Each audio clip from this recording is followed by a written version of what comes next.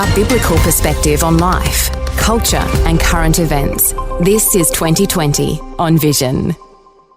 There is a new report just released shedding light on what Australians believe are the most important global challenges affecting our world. The research is commissioned by Tearfund and released in the Global Hope Report. It's prepared in conjunction with the research agency that's driving the National Church Life Survey, NCLS research. And it's not just about the challenges or the problems of the world, but also a reflection of current levels of hope for the world, for Australia, for our communities and for our lives. Beck Oates is the CEO at Tearfund, and Beck's joining us. Hey Beck, welcome along to 2020. Thanks, Steve. Appreciate the welcome. Hey Beck, the report isn't just about the big challenges and some hope. It also explores how Christian beliefs and faith practices like prayer and attending church, they're important for people's lives too. How does the report reflect the findings there? Yeah, absolutely. The people we surveyed, it was quite a marked difference between people who do engage in a faith community or practices of prayer, who are deep in community with one another, did say that they were more hopeful. The results showed that they were more hopeful about the future, both personally and within their community, and also just hopeful about the world. I've got a favourite saying, hope for the future is power in the present. And it sounds to me like when we talk about hope, if you have faith, if you have some practices as a Christian believer, you are strengthened or from a much firmer foundation than if you have no faith at all. Hey, what about these challenges? You've got the research, NCLS research here. What were the biggest challenges identified in the survey? Well, those things won't be surprising to most. Certainly among young people, climate change was a considerable stress for people, something they're concerned about. But political instability is one that has risen this year as something people consider as a concern. And also just finances. Certainly young people in Australia are worried about the economy, and that's something that they don't have a lot of hope about, sadly.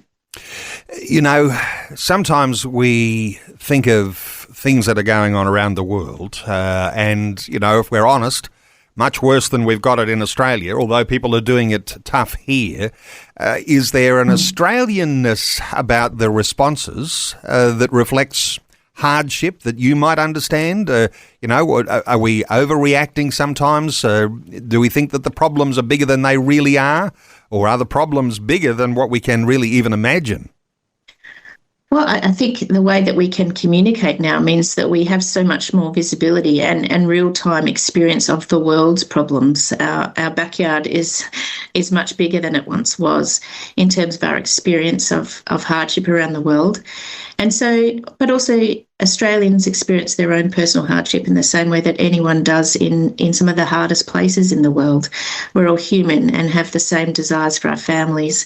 And so that hardship isn't just for people in the very hard places. But as neighbours, as Australian neighbours, we definitely are part of a global context. We can't separate ourselves from what's happening globally.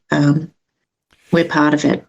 We've got our cost of living crisis. We've got homelessness, which has become a real issue. There are all sorts of challenges on our shores. But thankfully, no one's dropping bombs on us right now. When it comes to hope, how do you describe the way people responded in this survey? From what I understand, there's a little more hopefulness in this survey than there was compared to last year. What's the circumstance doing to our hope? Well, I think people that are willing to face the realities and the hardships in our world are more hopeful. It's a really hard thing to do, especially, we work in fighting the injustice of poverty, and poverty is on the rise. We've had a poly crisis of COVID, climate, conflict, and on top of that, we've had the loss of, 40% of the world's institutional funding has gone. And so it's hard to look at that. But actually what we found that people that do face the realities of our world and do it in community with one another, who have practices of prayer and who have a faith, are actually more hopeful than people who want to retreat and not think about it and not engage with their neighbour. You say that there is a real challenge in the humanitarian space. Does this come down to political policies? Am I thinking that some people will be looking at Donald Trump and ways that maybe humanitarian aid has been redirected or withheld? Is this one of the issues that you're thinking about when it comes to the certain amount of money that used to be there that maybe is not there as strong anymore? Or are there other reasons? There's multiple reasons, but that is a very large one. The USAID collapse is a significant one, and then other governments have also reduced their foreign aid funding and in favour of spending it on defence for the most part. And that really does mean that 40% of our humanitarian framework globally has collapsed. And so that's not just about numbers, it's real people who are just not receiving either the medical treatment that they could have yesterday, they're just not receiving it. And so the impacts of that are actually catastrophic to our world. And we're saying this isn't just a disruption, this is a complete dislocation. What was isn't anymore, and we're having to rethink how we do what we do entirely.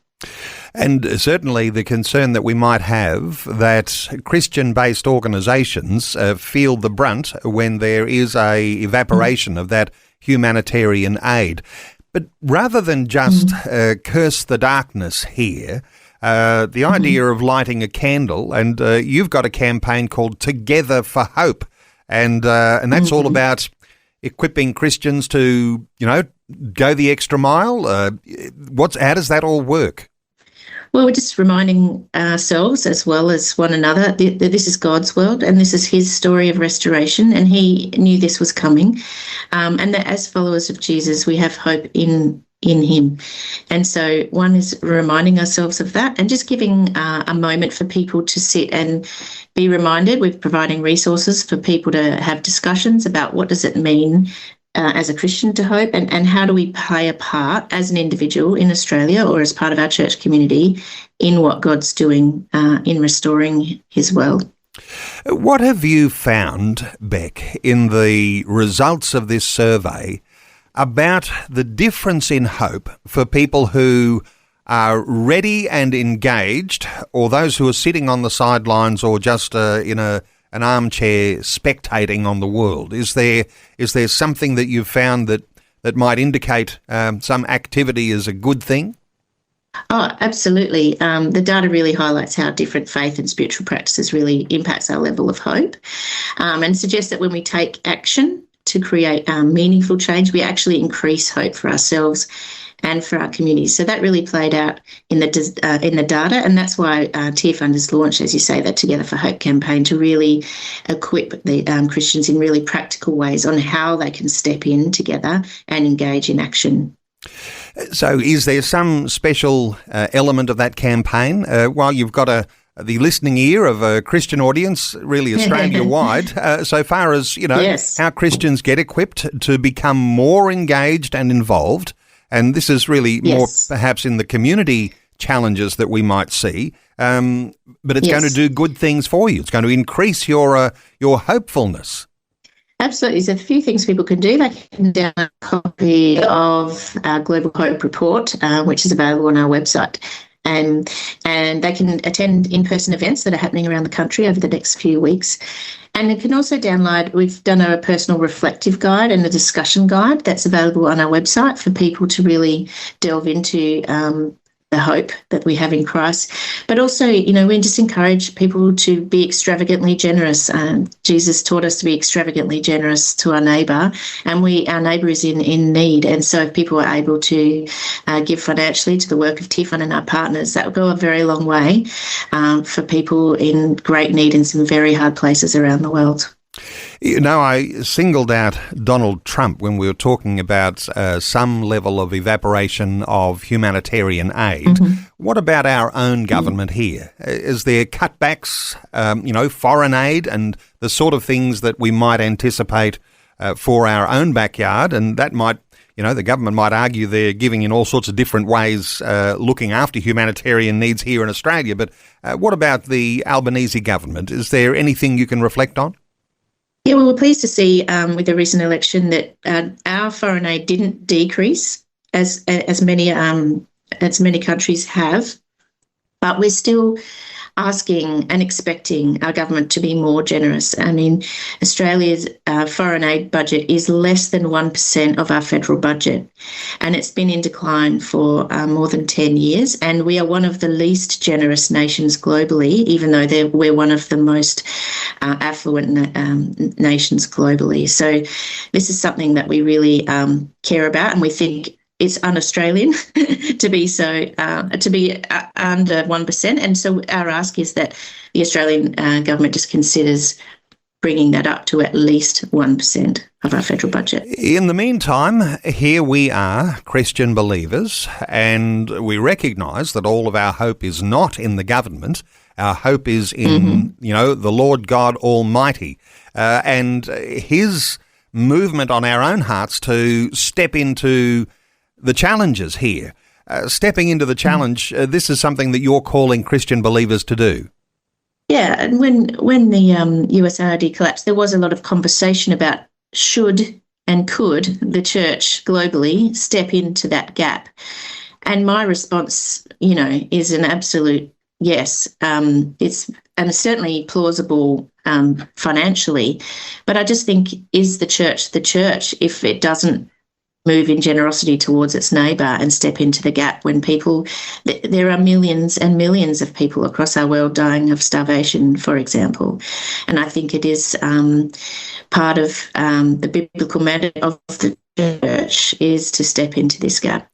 And of course, there was, as I recall, some moral challenges and reasons why the USAID budget was cut around all sorts of provision for things that a lot of Christians will say, well, yep, that does cross the line on morality. And so there's a lot of dimensions to this. But of course, there's an awful lot of suffering people who were on the genuine need receiving end, who are now not being cared for. And this challenge to step into the gap and try and make up some of that shortfall.